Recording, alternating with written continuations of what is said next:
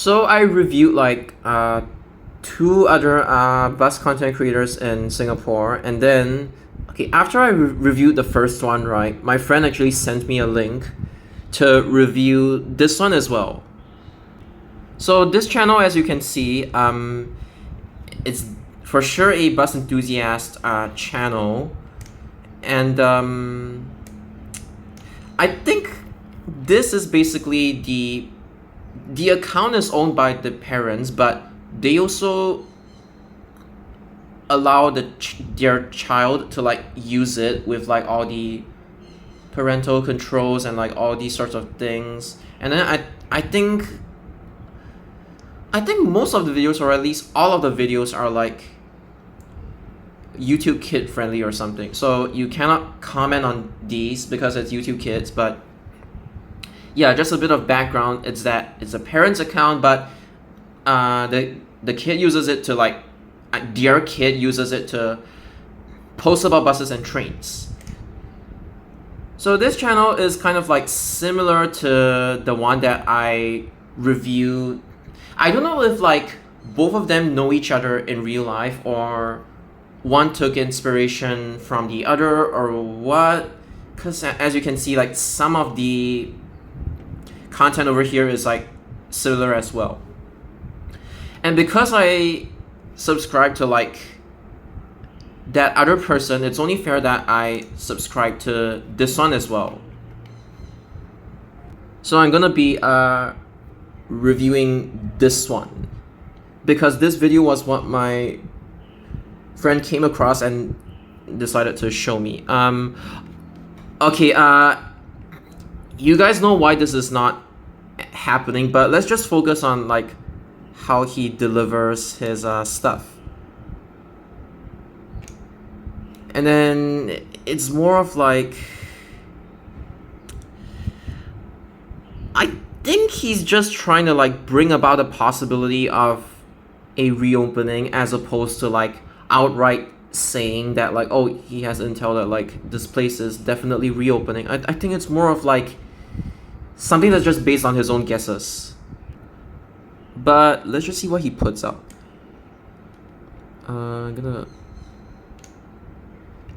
Okay, so the thing is, as you can see, like the format is like kind of like similar to the one that I reviewed, the other YouTuber that I reviewed.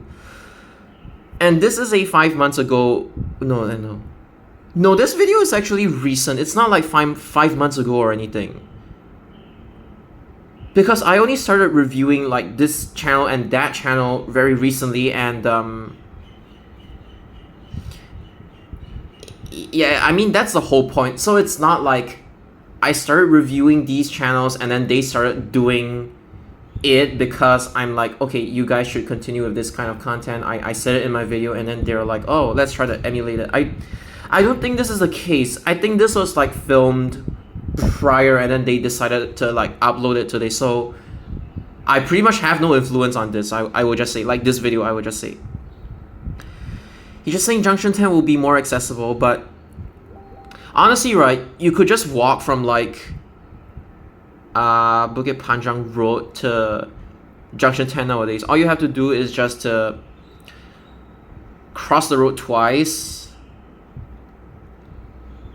And because of that, like just location-wise, convenience-wise, it's not necessary to, you know, reopen the LRT station, because even walking is considered easy. And then you also even have like bus options to that place. Like you have 960, you have 75, 184, and you know, stuff like that. So it isn't entirely like necessary in that sense.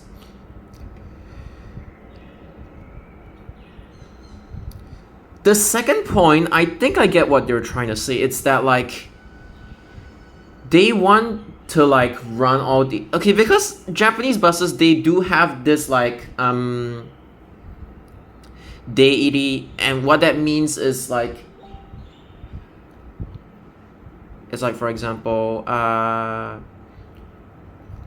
Nyukobin, which kind of means like the bus services that are returning to the interchange. And then there's also sorry, not the interchange, the depot. And then there's also Shutsukobin, which means like the buses that are coming out from the depot. So they may do other services, but when they are returning to or exiting from the depot, they will actually run these like short working trips because they don't want to incur any dead mileage. They are like, okay, since there's a possibility, right? Might as well just pick up passengers on the way, especially if there is a considerable distance between the bus interchange and the depot itself. Bus interchange, bus terminal, and the depot itself. So it could be a normal route extended. It could be a normal route truncated, like the last few buses, for example, or it could be an entirely new route, short working trip ish, that's designed to pick up packs as the bus is returning to the depot, or pick up packs as the bus is leaving the depot.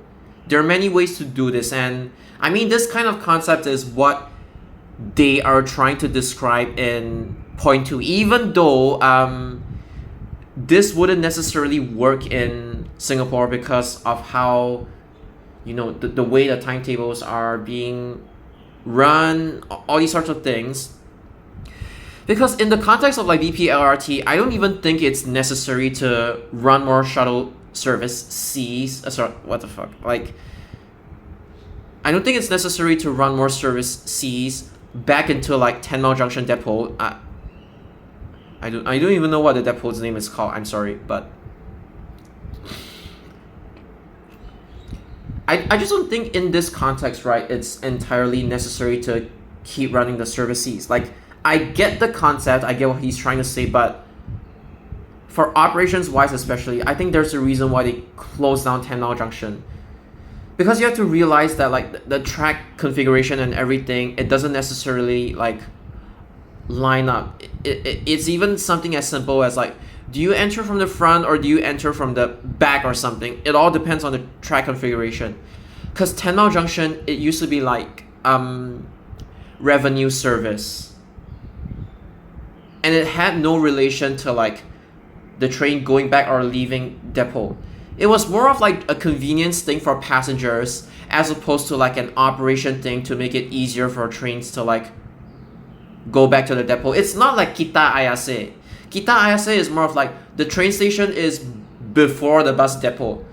But 10 Mile Junction is like different in the sense that like track configuration wise, that might not be the case because I forgot what's like the track configuration like within 10 Mile Junction. Because for the depot side, you actually off service from Choa Chu Kang, and then you use the reception track, RT something, I don't know, to get into the depot side and not the 10 Mile Junction station side. So there is a difference between the depot side and the station side, and this is the reason why I don't think it's 6 out of 10. There's a reason why I say it's 0 out of 10. So yeah. Although I find it a little bit strange why Gali Batu bus interchange was even mentioned in the first place, because Gali Batu belongs to SBS and then this one is 10 Mile Junction, so it's like two completely different locations. I know conceptually he's trying to suggest like an extension to Gali Batu, but again, Gali Batu was never meant for an LRT in the first place, so unfortunately this thing doesn't really hold any weight. Like this argument doesn't really hold any weight.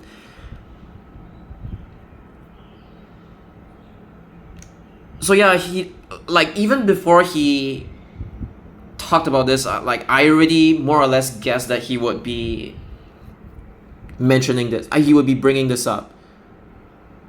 So okay, this is more of like he just wants to suggest something as opposed to, okay, this one you have to change your title because he's just trying to like suggest something as opposed to like it being like actual intel. Like you don't put the word is. You can put the word like if 10 Mile Junction LRT reopens, what are the possibilities? You could title it something like this so that it becomes more accurate. Again, like it's just a conceptual thing. Nobody is like forcing one thing on another. Nobody is trying to force this idea on other people or anything. So like it's just a suggestion for a reason, no matter how feasible or unrealistic it is.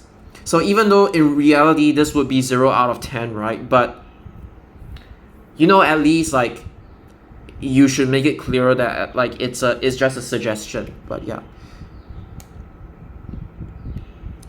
And then they even talked about other LRTs as well, like Marina Bay, Punggol LRT North Branch, Bedok Katong, what is this?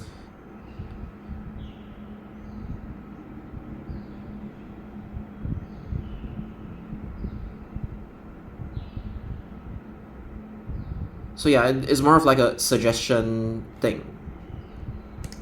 Now let's look at the other video. I think I've like watched the rest already. So with this one, let me see. It's pretty much the same thing. He's just saying the missing things. Sungai Kadut, Canberra, Keppel North, or Kampong Baru, whatever you call it. Wait, what is this?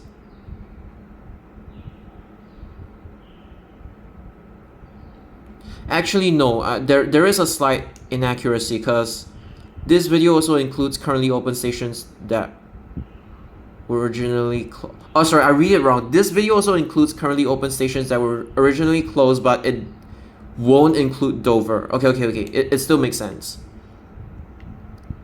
Woodley, Buangkok, Bukit Brown, Hume. Is there mention of Tagore?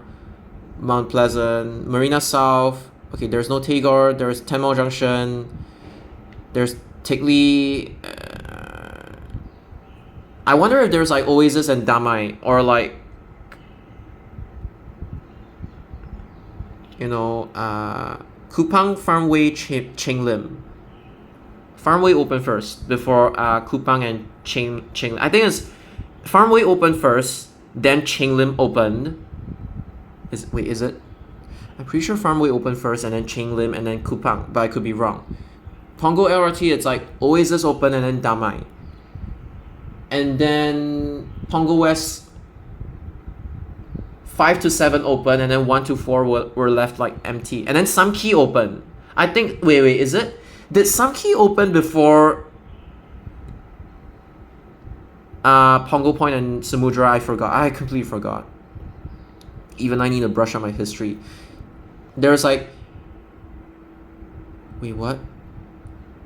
CR1. Okay, because it's not shown on like the official map, so that's why they brought up Changi Airport Terminal 5 in the first place. And yeah, okay. And then it's talking about this one. It's more of like talking about CDG. Talking about I think rights, and then SBS quadruple 7. I think it's just talking about this one. And then there's also OCs and how delivery changed over time. And then this one, it's a historical thing, which is good. It's good for like your kid to be getting into like the historical aspect of like stuff in general. And then history of the Singapore MRT through rolling stocks, which is kind of like a picture slideshow kind of thing. And then there's also this, which is okay, I what is this? Why is this missing? It's like 1. Okay, he knows 1, but in the past, right, there was also 1A, so it'll be good if you talk about service 1A as well, because 1 is via service 2's route, and then 1A is via Changi Coast Road. Like basically Tanah Merah Ferry, that area, and then Changi Coast Road, and then up to Changi Village, which used to be named Changi Point. I mean, one part of Changi Village is still named Changi Point. It's just that they renamed the terminal from Changi Point Bus Terminal to Changi Village Bus Terminal. You could bring in all of these. But okay, good start. And then what else is there? 44, which is... The thing is, You could even bring about like the historical variants of like not variants. I mean, there is a historical 41, a historical 44, and a historical 62 and 63, and then all of them are related to like Ruma Tinggi area. Yes, 62 and 63. Their routes used to be kind of similar. That to the point whereby even I cannot distinguish between 62 and 63 in the first place. But yeah, you could talk about that. But maybe because this thing is like more familiar to him, that's why he decided to like talk about this one instead. Because there are some numbers that they were used in the past before, but they got withdrawn and then now they got revived. So yeah, maybe a little bit more research on your part would help. And it's also a good thing to get people interested in like bus history as well. So okay, good start. And then what's this? Bus 84 without the letter. Also keep in mind, there used to be an SBS 84 before it became 80 after merging with Trans Island 864. So there was an 84 in the past. There was an 84 in the past that was like, 80, 81, 82, 83, 84, 85, and then there was an 81A. They were like kind of like one series. Similar routes, but then they branched out at different points along the route, but it's kind of like it's an entire group of bus services basically. So maybe you could talk about that. I think it will be interesting if some content creator actually talks about the history of like, I don't want to like talk about all of them. I want to give some space for other people to talk about these as well, like 80 to 85. So there is a historical 84 as well, which is similar to present day service 80. But the 84 that he's referring to is the one that spawned as a result of 82's truncation. So 82 used to be Shenton Way to Pongo Coast, I would say. It used to be called Pongo Road and now they changed it to like Pongo Coast. So yeah, it got truncated to Serangoon once and then it got truncated to Pongo Interchange, and the Pongo to Pongo Road and like Pongo to Pongo Coast sector got transferred over to 84. And then that was like the predecessor of G and W. So this one is talking about the one that spawned as a result of 82's like truncation to Pongo Interchange. So yeah, just to be clear. And then there's also this isn't technically, I think it's more of like he's trying to make the point that this was about to go missing according to his like video description, video title. Okay. Then again, if you bring this thing up, it would be good to bring up like 275 as well, because 275 they wanted to withdraw it for like a couple of years back, but then the MP, like I think the Radimas SMC MP lobbied against it, and therefore 275 survived for quite some time before it got changed to like 131M, and because of like the bus driver shortages, it eventually got withdrawn, that kind of thing.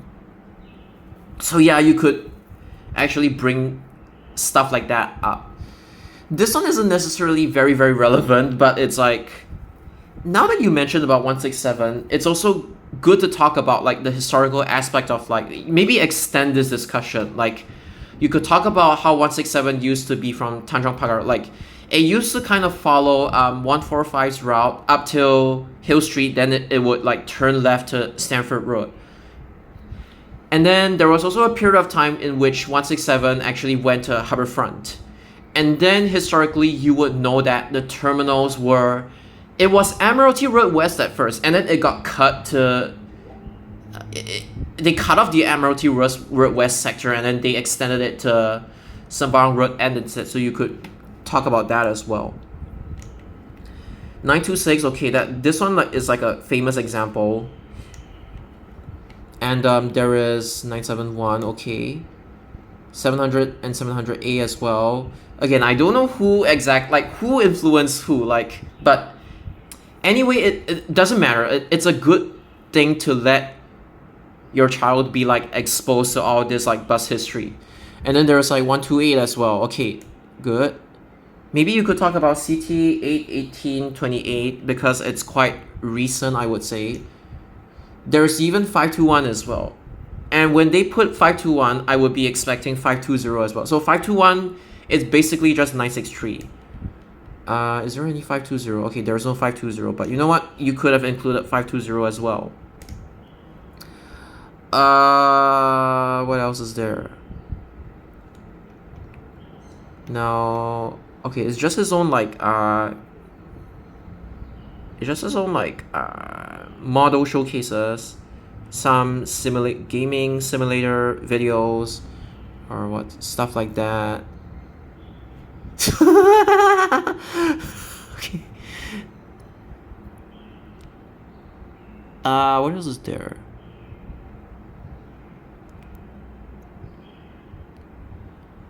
Oh, there's this as well. Okay, sorry. I think it's a repeat. Oh, what is this actually? Okay, I'm gonna be honest, right? This video is a little bit unclear, but I will just watch it. Why do we see these? SMRT exclusive, but why do we see them on... Okay, it's because it's a transfer. I think this one is not really that necessary. Okay, yeah, it's a... okay, don't put stuff like this because it's kind of unnecessary clickbait, I would say. Because all the reasonings, it's like...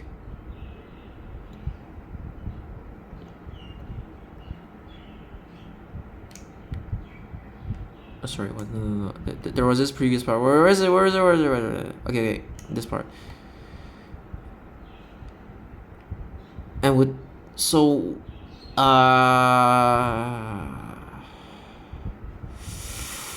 No, the last sentence is wrong. You shouldn't phrase it like that. I get his point. It's like... It's more of like a comparison between running an SMRT bus model on an SBS service or SBS running their own bus models on their own bus services. So, okay, it's like the reason why I wouldn't really recommend talking about this is because it's just a matter of whether you use SBS fleet or like legacy SMRT fleet. It really doesn't matter in this context. I don't think this would be like an issue that is like, you know, pressing enough to like talk about, unless you want to get like imaginative as to like, hey, what if this model... I think you should repackage your video into like, hey, what if this model ran on this bus service? I'm not expecting you to like Photoshop, but at the very least, like, you know, maybe you could talk about it. Because phrasing it like this, it's a little bit off, I would say. I would avoid this kind of phrasing if I were you. So yeah, I think pretty much... Okay, this video, it's a little clickbaity, and I will objectively say it's not that well done. The other videos were actually quite okay. This one is not that well done. The story of the forgotten... Okay, he got one part right, which is the forgotten part, because you ask any like modern day bus enthusiasts, right? Even those that are like similar age as me. I mean, people whose age is like close to mine. I was born in 1999, but they cannot even recall some of these like really basic history. And then it's like, of all people, it's actually somebody who is like Gen A that is like recalling all of these things, which is so weird. Like, I would be expecting people of my age to talk about these bus services, and yet here we have a Gen A that is like talking about this, which is like such a mismatch. But I want to encourage more people to actually talk about this. So yeah. Anyway, this isn't necessarily accurate, because in 1997, I know it's just an image, but in 1997, I don't think this bus was a thing. And if anything, this looks more like 1970s, I would say. But surprise, surprise! Here we go, there is 503. I think this is more of like just a regurgitation video. Yeah, it's more of a regurgitation video, but at the very least, they are actively researching about their history. Like, look at this. Okay, in the past it was like labeled as 501 hex, but X is not wrong because it's pretty much like the same concept. I know that there are some like people with like massive OCD. Okay, I have OCD, that's why I could talk about this. Like some people, they just have like massive OCD. They will try to like crucify you for not saying 501 hex and saying 501x instead. Even if you put 501m, I'm like, conceptually it's the same thing, so it doesn't even bother me. But somehow it bothers a lot of these like Singapore bus content creators for like, I don't know what reason. But my message to those people is that you guys need to let loose. And at the very least, there are people like, even if it doesn't satisfy your OCD, right? At the very least, there are people that are even talking about these bus services in the first place. Like, I don't know which website this is from, or he actually made this chart. If he actually made this chart from scratch, that is impressive for someone that age, by the way, to be able to research like this. Even 505 as well, 507, 508, which is exactly the same things that I have mentioned in like previous videos as well. And then what else is this? Oh, and there's even CSS as well. Like, I'm not even expecting them to like talk about before the renumbering era, because even I get confused. Like, CSS services are not easy to memorize because a lot of them are like duplicates and they are like unnecessarily windy. I mean, that's kind of like the point of it, but they are so hard to memorize. And the ones that are easier to memorize are the ones that survive the renumbering, the rationalization. It's like only 6, 0, 2, 3, 5, 7, 8. Only D survived. So yeah. At the very least, there's somebody talking about it. 508 as well. I think this one, I think it was like from SG Wiki or something. I don't know, but there was 505 as well. Sorry, I'm on the wrong one. Yeah, there was 505 as well. Although if it was a loop or whether it was like unidirectional, I cannot recall. I honestly forgot. Even I forget about these things. There's 521 as well. Is there 520? Okay, maybe he'll come to it. 501 and hex. Okay, X or hex, it doesn't matter. I just want to put it out there. Okay, but maybe he just couldn't find any image of like 511, so okay, whatever. It's fine. 512 as well. Just random images. Okay, finally, 520. You could even say something simple as like, you look at the route, you could even bring up something like, it was kind of like, it's kind of similar to like, you could bring up CTA even though the route isn't like an exact clone.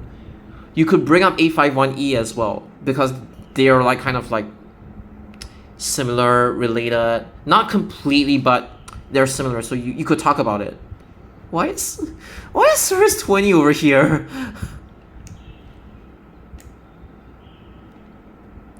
507 50. Oh yes, finally. I don't care if like there's no details and it's just a regurgitation video, but here's the thing, like, for people of this age, right, I don't mind if they focus on regurgitation first before they focus on evaluation. In fact, I think the other kid, right, they are better at evaluation, whereas this kid, they focus more on like regurgitation. But still, I have hope for them as compared to like other bus enthusiasts that I have seen on YouTube. 502B, 971. Okay, this is the E version of it. Yeah, okay. And the thing is, like, I'm watching with no sound because I don't want to get C-striked, but like, how do I put this? Watching this guy's videos is like, it's like me seeing a younger version of myself, honestly. You should try to actually watch it. Like, you would understand what I mean. And the thing is, it's also not surprising to see that, like, you know, some kids nowadays, they actually have like a full-on American accent. Like, mine isn't full-on, but theirs actually sounds like really close to it, or at least like influenced by it. So yeah, it's not surprising. So I don't want to hear anybody commenting about like, you know, this guy doesn't have a Singaporean accent. I don't hear people like saying things like this to these people whom have no control over the way they talk, okay? Because you should listen to him. He actually has the accent.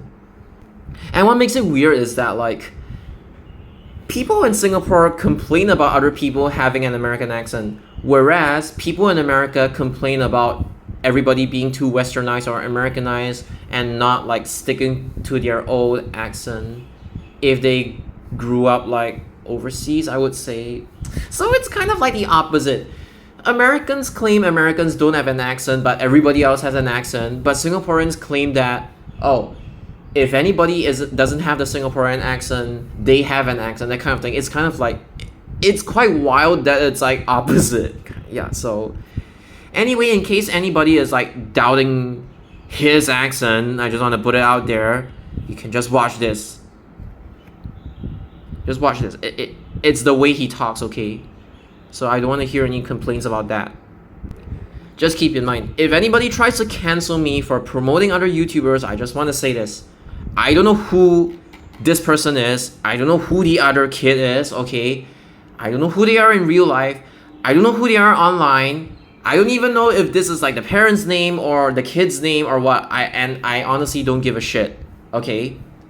I'm just here to evaluate their channels and promote it. That's all. So objectively speaking, the other kids' videos are more polished than this kid's videos, but you know what? It doesn't really matter.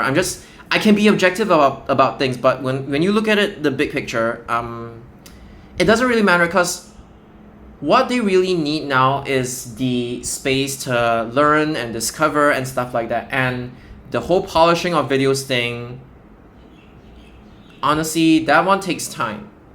It's not like they can wake up the next day and suddenly become the next ZBK or what. No, it's not any of that. It's not like that. Because I clearly it's not like